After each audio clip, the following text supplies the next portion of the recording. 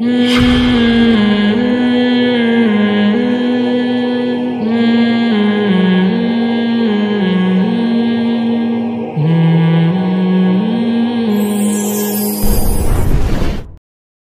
Line قرآن پڑھانا اور اس کی اجرت لینا جائز ہے؟ جی ہاں، قرآن ٹیچنگ کی اجرت لے سکتے ہیں.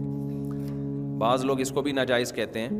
اصل میں جب انسان کو خود کسی چیز کی ضرورت ہوتی ہے نا تو بڑے ہیلے نکال رہا ہوتا ہے، لیکن جب مذہب کو ضرورت ہوتی ہے تو فتوے لگا رہا ہوتا ہے کہ یہ مولویوں نے ٹیچنگ کر کے قرآن کی اجرت کو حلال کر دیا، یوں کر دیا، امام کی تنخواہ لینا جائز ہے. جن لوگوں نے کہا نا امام کی تنخواہ لینا جائز نہیں ہے، وہ 4 امام بھی ایسے نہیں پیدا کر سکے جو بغیر تنخواہ کے نماز پڑھا رہے. اس سے نمازیں ضائع ہونا شروع ہو گئی. تو 7ویں صدی ہجری میں یہ علماء نے فتویٰ دیا تھا کہ بھائی اب لوگوں میں دین کا وہ جذبہ نہیں رہا ہے. اب اگر امام پراپر سیلری لے کے نہیں پڑھائے گا نا تو کوئی ذمہ داری پوری نہیں کرے گا، اور آہستہ آہستہ مسجدیں بند ہونا، امامت ختم ہونا شروع ہو جائے گی. تو ان کو مذہب کی فکر تھی علماء کو کہ دین کو بچانا ہے. تو امام شافعی کی رائے تھی چونکہ امام کے لیے تنخواہ لینا جائز ہے. امام ابو حنیفہ کے نزدیک نہ تعلیم قرآن کی اجرت لینا جائز ہے، نہ امام کے لیے تنخواہ لینا جائز ہے. لیکن فقہ حنفی میں بھی فتویٰ پھر امام شافعی کے قول پہ دیا گیا کہ بھائی اسلام کو بچانے کے لیے امام شافعی کے قول کا سہارا لینا پڑے گا، ورنہ اسلام ہی ختم ہو جائے گا. تو امام حنیفہ کا قول جس دور میں تھا اس دور میں لوگ میں دین کا جذبہ بہت زیادہ تھا. اب لوگ بڑی بڑی باتیں تو کرتے ہیں کہ نہیں جی وہ ہمیں دے دو نا امامت، ہم کریں گے، میں بغیر تنخواہ کے پڑھاؤں گا، میرا اپنا بزنس ہے. تو 4 دن پڑھائے گا، 5ویں دن مارکیٹ سے شارٹ ہو جائے گا. یہ ہمیں تو تجربہ ہوا نا. لوگ بڑی بڑی باتیں کر رہے ہوتے ہیں، آپ ایکچولی یوں ہم کر لیں گے، یوں کر لیں گے. بھائی پھر جب بھکاری بن کے مانگتے رہو بیٹھ کے. لوگ ایسے کر رہے ہوتے ہیں. ہمیں بھی کچھ لوگوں نے آفر کی آپ یہ کام شروع کریں. میں نے کہا ہمارے پاس پیسے تو ہے نہیں. کہہ رہے پیسے ہم کر لیں گے. پہلے 2 بھائی لا کے آپ پہلے ایڈوانس میں دے دو، اس کے بعد ہم شروع کریں گے. کہہ رہے ہیں ایڈوانس میں نہیں، آپ کریں تو صحیح. بھائی کرنے کے بعد نہیں آئے تو کیا ہم کشکول لے کے بھاگیں گے؟ کیا بھکاری بنیں گے؟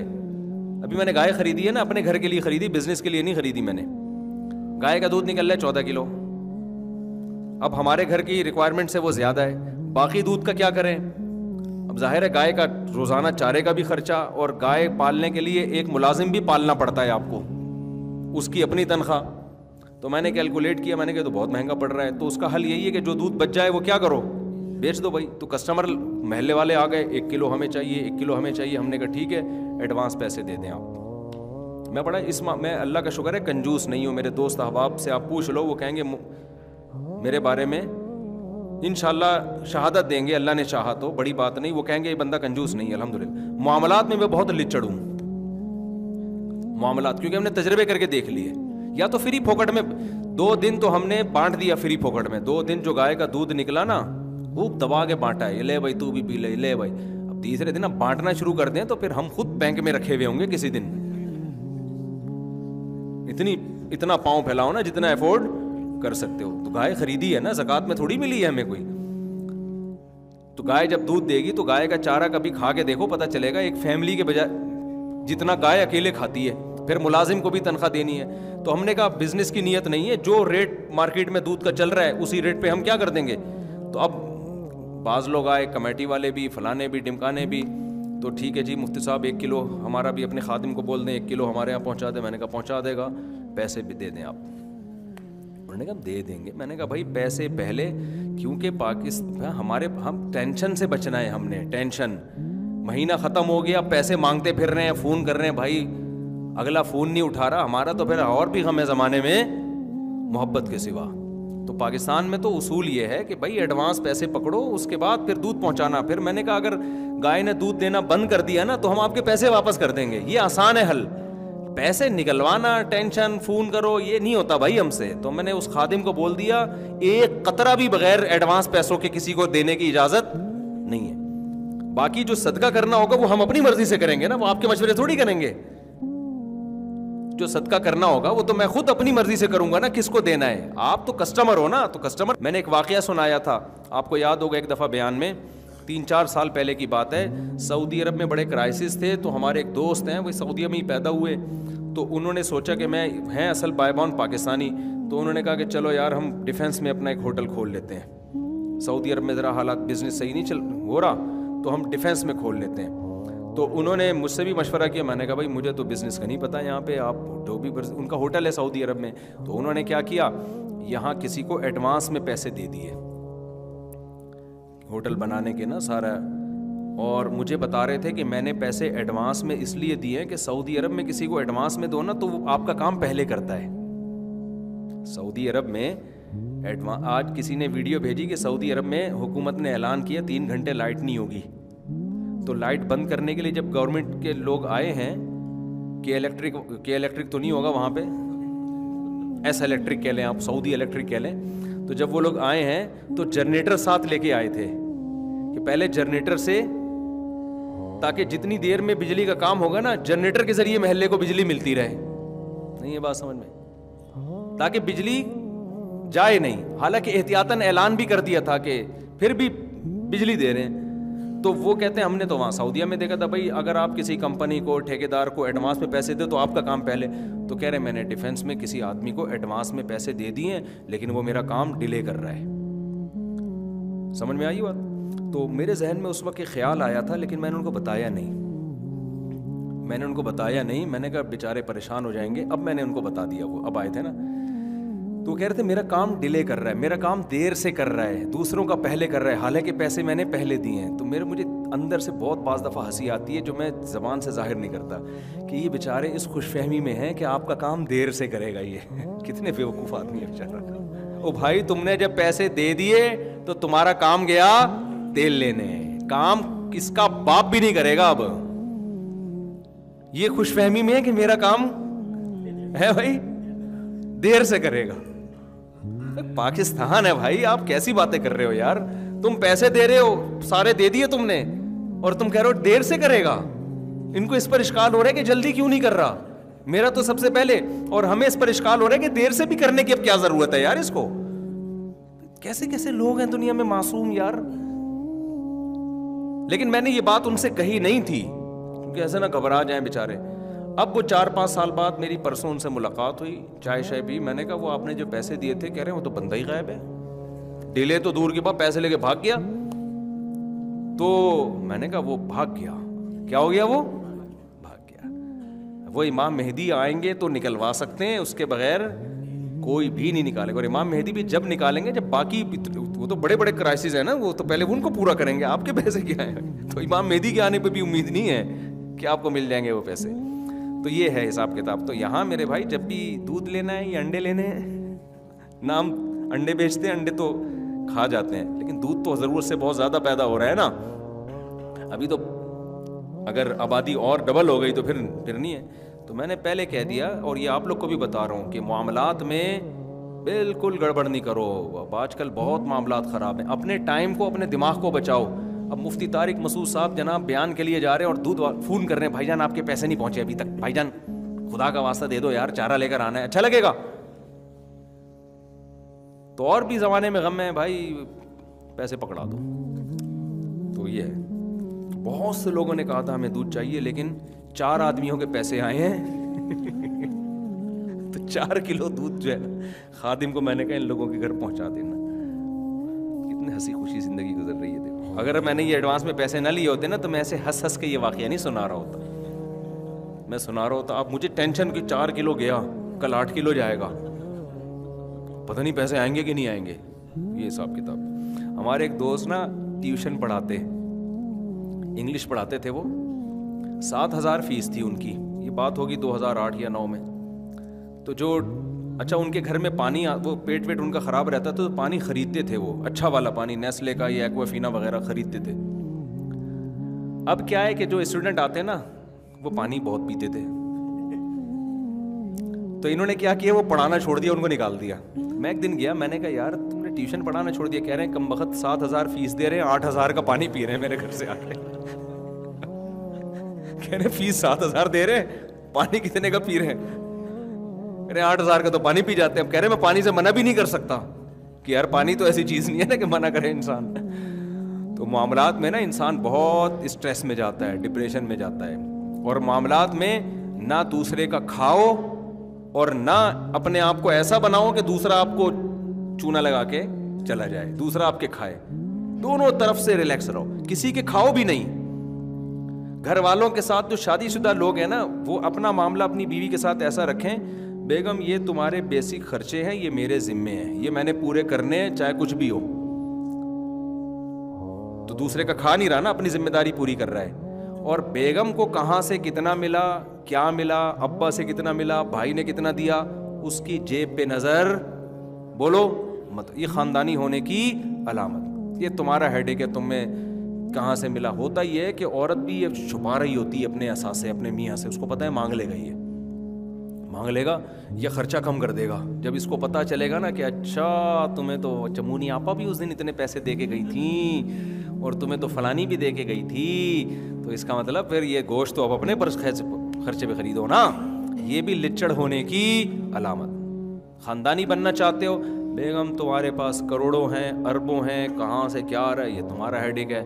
ہم اپنی ذمہ داری کیا کریں گے پوری. پھر بیگم خاندانی ہوگی تو وہ خود آپ کا خیال کرے گی, وہ خود آپ کو گفٹ دے گی. بھائی مجھے اتنے پیسے مل رہے ہیں تو میں کبھی بھائی کو گفٹ دیتی ہوں, بہن کو, تو آج یہ گفٹ, یہ گھڑی سونے کی کس کے لیے, یہ آپ کے لیے.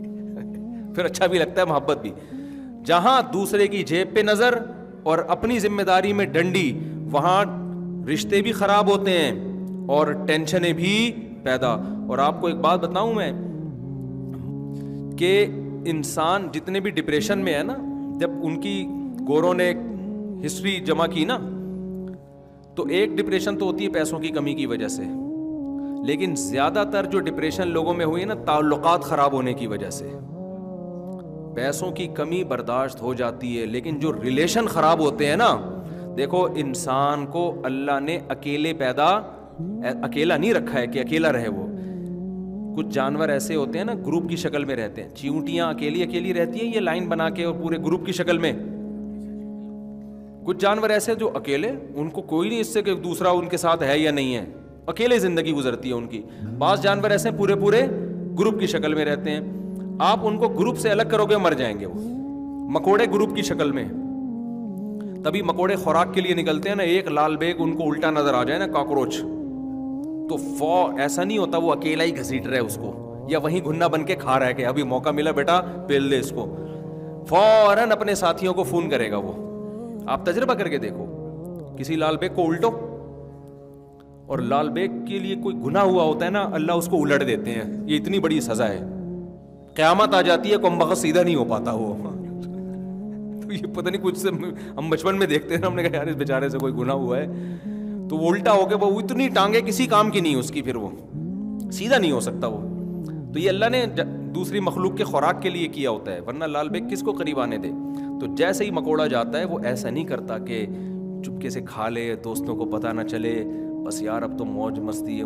نا سب سے پہلے فون کرے گا, ابے وسیم تو بھی آ جا, غفار تو بھی آ جا, ستار تو بھی آ جا, ابے میل بھی فیمیل بھی سارے. ایک مکوڑا آتا ہے, اس کے بعد جو مکوڑوں کی اور چیونٹیوں کی لائن لگتی ہے نا, وہ لال بیگ تو لفٹ ہی نہیں کرا رہا ہوتا, اس کو ایک کو تو یوں کر کے مارتا ہے, وہ ہٹا, وہ بیچارہ دور جا کے گرتا ہے, لفٹ ہی نہیں کراتا لال بیگ کہ یہ میرا کیا بگاڑے گا.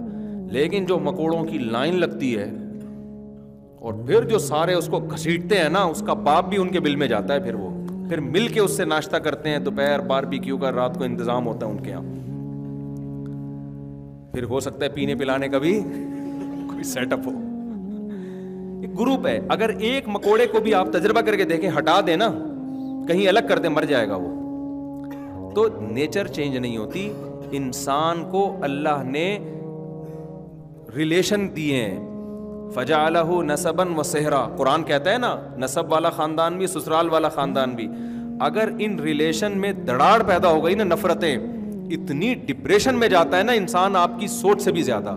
غیر مسلموں میں جو خودکشیوں کی سب سے بڑی وجہ ہے نا, ان کا ریلیشن کا ختم ہونا. تنہائی ہے نا, تنہائی کاٹتی ہے. پیسہ ہے, سب کچھ ہے, محبت نہیں ہے نا, کوئی محبت کرنے والا ہی نہیں ہے ان سے. کتوں سے محبت ملتی ہے تو وہ ذرا دل بہلا لیتے ہیں ان سے, ورنہ محبت مارکیٹ سے کیا ہو گئی ہے, شارٹ. محبت ختم ہو گئی ہے. محبت صرف اب گرل فرینڈ بوائے فرینڈ کی رہ گئی ہے, وہ شہوت پوری کرنے کی حد تک. وہ بھی جب زحمت کی جزائر پوری ہو گئی تو وہ بھی ختم. تو بھائی اوپر کا تعلق ہوتا ہے. تو اسلام نے, ابھی ایک ہندو آیا تھا میرے پاس نا, مسلمان ہوئے بیچارہ, اپنے بوڑھے باپ کی بڑی خدمت کر رہا ہے, وہ بہت خدمت کر رہا ہے. اپنے بوڑھے باپ کو بھی لے کر آیا میرے پاس, اور وہ باپ بھی بیچارہ فالج زدہ ہے تو اس کو بھی کلمہ پڑھایا اس نے کہ یار یہ دنیا سے جانے والا ہے. ڈاکٹروں نے جواب دے دیا ہے تو یہ دنیا سے جانے سے پہلے کلمہ پڑھ کے اسلام قبول کر لے. تو مجھے کہنے لگا میں لانا چاہتا ہوں. میں نے کہا لے آؤ. اب اس کے باپ سے بیچارے سے کلمہ بھی نہیں پڑھا جا رہا نا, زبان ہی فالج کی وجہ سے کام نہیں کر رہی, لیکن ان کو اسلام بتایا, وہ کلمہ پڑھا. الحمدللہ اتنا خوش ہوا کہ چلو جی موت سے پہلے میرے باپ نے کلمہ پڑھ لیا. آج پھر وہ بیچارہ دوبارہ آیا, کہنے لگا یار میری والدہ بھی میرے باپ کے ساتھ غلط سلوک کر رہی ہیں, میرے بھائی بھی کر رہے ہیں. کیوں غلط کر رہے ہیں؟ کہہ رہے ہیں کہ یہ اب ظاہر ہے بوڑھا آدمی بیچارہ کسی کام کا نہیں رہا, نہ مر رہا ہے نہ جی رہا ہے, تو ان کے قضائے حاجت صاف کرنی, پیشاب صاف کرنا, تو کہہ رہے سب بوجھ سمجھ رہے ہیں. بعض دفعہ غصے میں ڈانٹنا شروع کر دیتے ہیں. تو میں نے کہا یار یہ کیوں ایسا ہو رہا ہے؟ ایسا تو نہیں, باپ تو باپ ہے نا. تو اس ہندو جو لڑکا ہے بالکل ینگ لڑکا ہے مسلمان, وہ اس کے الفاظ آج کا واقعہ ہی ہے. اس کی ورڈنگ کیا ہے کہ مفتی صاحب جب آخرت پر ایمان نہیں ہوگا نا, یہ حالانکہ نیا مسلمان ہوا ہے, عالم بھی نہیں ہے, کہہ رہے آخرت پر ایمان نہیں ہے نا, ان کو نہیں پتا کہ ہم جو باپ کو ڈانٹیں گے تو اس کا قیامت میں ہمیں سزا کیا ملے گی.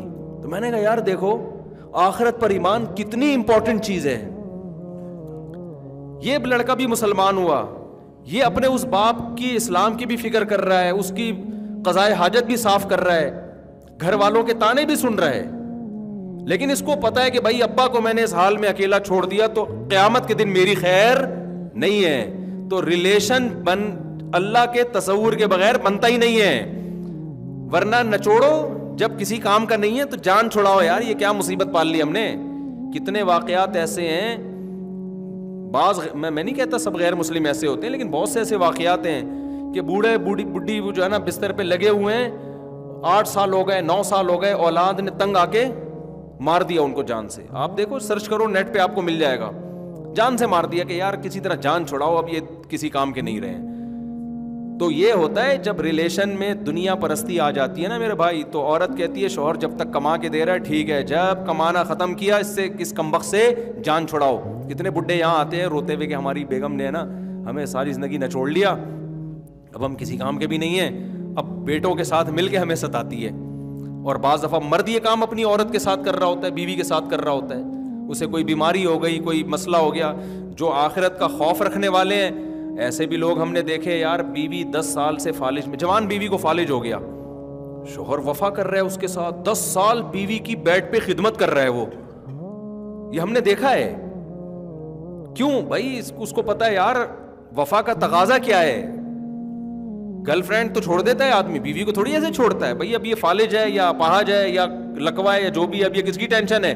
مرد کہتا ہے جو غیرت مند ہوگا میری ٹینشن ہے, اب یہ دعائیں کروا رہا ہے اس کے لیے. لیکن جب شہوت پرستی والا ریلیشن ہوتا ہے نا بھائی, تو غیر مسلموں میں آج کل ریلیشن مارکیٹ سے کیا ہو رہے ہیں, شارٹ ہو رہے ہیں.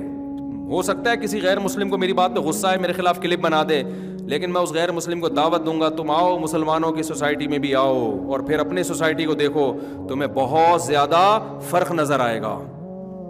میں نہیں کہہ رہے سارے مسلمان اچھے ہوتے ہیں, سارے غیر مسلم خراب ہوتے ہیں, بات میجورٹی کو دیکھا جاتا ہے.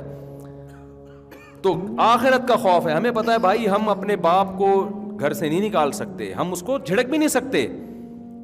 اب بوڑھے آدمی ہے, وہ ظاہر ہے فالج ہے, وہ اس نے بستر پہ ہی قضائے حاجت کر دی, بستر پہ یہ کر دیا, تو بیوی کو غصہ آ رہا ہے, نہیں ڈانٹ سکتے بھائی, وہ تو پیشنٹ ہے, اس کا تو آپ نے کیئر کرنی ہے. اچھا یہی چیز جب پروفیشنل بیسس پہ ہوتی ہے تو بڑے اچھے اخلاق ہو جاتے ہیں. یعنی ہسپتال میں نرس کا رویہ بڑا اچھا ہوگا, کیونکہ وہ اس کو بھائی تنخواہ اس بات کی ملتی ہے. تو لوگ اس سے بڑے متاثر ہوتے ہیں کہ ان کی نرسیں اتنی تمیز سے. بھائی وہ تو اس کا جو وہ تو پروفیشن ہے نا, وہ تو اس کا پیشہ ہے. تو پیشے میں تو سبھی اچھے ہو جاتے ہیں, بغیر پیشے کے صرف اللہ دیکھ رہا ہے, کوئی جج کرنے والا نہیں ہے. پھر آپ اچھا سلوک کرو اس کو. جیسے حدیث میں آتا ہے کہ دائیں ہاتھ سے صدقہ کیا, بائیں کو پتہ بھی نہیں چلا, یہ صرف اللہ کے خوف سے ہی ہوگا اور اللہ ہی کو خوش کرنے کے لیے ہوگا. تو ریلیشن اللہ کے تصور کے بغیر, اسلام کے بغیر ریلیشن صحیح معنوں میں وجود میں آنا بڑا مشکل ہے میرے بھائی. مسلمان ٹھیک ہے 4 شادیاں کی باتیں بھی کرتے بھی ہیں, لیکن جو صحیح مذہب کو فالو کرے گا نا وہ گرل فرینڈ نہیں بنائے گا. پھر وہ اس کی بیوی کو پتا ہوگا کہ یہ بیویاں ہی ہیں, اس کے علاوہ کوئی نہیں ہے. اور جو مذہب کو فالو نہیں کرتے کتنے آپ دیکھیں حالات جا کے لبرل لوگوں کے یہاں خراب ہو گئے ہیں. شوہر کو بیوی پہ اعتماد نہیں ہے, عورت کو شوہر پہ اعتماد نہیں. تو بل ایک بڑی اچھی بات کی کہ یورپ میں جو مسائل ہیں نا وہ اتنے ڈینجرس ہیں کہ میں اور آپ اس کا تصور بھی نہیں. ہمارے ہاں مسائل کیا آتے ہیں, ساس بہو کی لڑائیاں ہو رہی ہیں, مفتی صاحب میں پریشان ہوں, میری اماں میری بیوی پہ ظلم کر رہی ہے, میری بیوی میری اماں کی نہیں مانتی, یہ فلانا, میری بیوی میری خدمت نہیں کرتی, بیوی کہہ رہی ہے مجھے صحیح طرح خرچہ نہیں دیتا. یہ پھڈے چل رہے ہیں. وہاں کے پھڈے یہ نہیں میرے بھائی, یہ غریب لوگوں کے, نیچ گھٹیا قسم کے, ہم جیسی پست قوموں کے. وہاں یہ ہوتا ہے کہ پتہ نہیں رات کہاں تھی, سمجھ رہے, اور عورت کو یہ ہوتا ہے پتہ نہیں کہاں رنگ رلیاں منا رہا ہے بھائی, 3 دن سے گھر نہیں آیا, اللہ خیر کرے. سمجھ میں آ رہی ہے بات, ریلیشن گئے تیل لینے. تو اور اب یہ بھی ہمارے یہاں بھی یہی آتا جا رہا ہے آہستہ آہستہ. اتنے کیسز تو اب آنا شروع ہو گئے ہیں, اتنے کیسز کہ اب چھوڑو, برائی کا تذکرہ بھی برائی ہوتی ہے, اس سے برائی پھیلتی ہے. تو ریلیشن جو ہے نا, ریلیشن, اس کو سب سے زیادہ فوکس کیا کرو میرے بھائی, اور یہ مذہب کے بغیر ممکن نہیں ہے. اللہ کا خوف جب تک نہیں ہوگا رشتے نہیں نبھاتا, اور پھر محبتیں بھی نہیں ملتی انسان کو. اگر آپ 1 نمبر چلو گے نا دنیا میں, اس کا بڑا فائدہ پتہ ہے کیا ہوگا, آپ کو دوست 1 نمبر ملیں گے. نیک بننے کا سب سے بڑا فائدہ پتہ ہے کیا ہوتا ہے, انسان کو دوست کیسے ملتے ہیں نیک. دیکھو ہم نہیں دعویٰ کرتے, میں کبھی بھی دعویٰ نہیں کرتا کہ میں نیک ہوں, نہ میں یہ کہتا ہوں کہ میں برا ہوں. ایک دن میں نے بڑی تواضع کی, میں نے کہا میں کب کہتا ہوں میں نیک آدمی ہوں, میں کب کہتا ہوں میں بہت اچھا ہوں. ایک آدمی اتنا بدگمان ہوا, کہہ رہے یار جب آپ اچھا ہی نہیں ہے تو پھر کیوں بیان کرنے بیٹھ گئے یہاں پہ یار, ہم تو آپ کو اچھا سمجھ کے سن رہے تھے. میں نے کہا بھائی میں نے یہ کہا ہے کہ میں نیک نہیں ہوں, میں نے یہ تو نہیں کہا کہ میں برا ہوں. میں نے کہا میں نے کبھی دعویٰ نہیں کیا, اب میں اچھا ہوں برا ہوں اللہ جانے, آپ کو اس سے کیا کرنا ہے بھائی. دعویٰ نہیں کرتا تو دعویٰ تو کرنا بھی نہیں چاہیے نا. تو لیکن اتنی بات ہے, چونکہ ٹوٹی پھوٹی کچھ گیٹ اپ اللہ نے نیک وہ لوگوں والا دے دیا, اور 2 نمبری الحمدللہ مجھے نہیں یاد پڑتا میں نے کبھی کسی کے ساتھ کی ہو, تو اس کا بڑا فائدہ کہ ہمیں دوست کیا مل گئے, خاندانی. اب میں جو کتنے واقعات آپ کو سنا رہا ہوں نا, کہ پیسے دے کے مارکیٹ سے بندہ شارٹ, لیکن جب آپ 1 نمبر رہتے ہو تو پھر آپ کو دوست, اب ایسے دوست ہمارے پاس ہیں کہ 1 روپیہ کیا کروڑوں روپے بھی ہم ان کو دے سکتے ہیں, اور حساب بھی نہیں لیتا میں.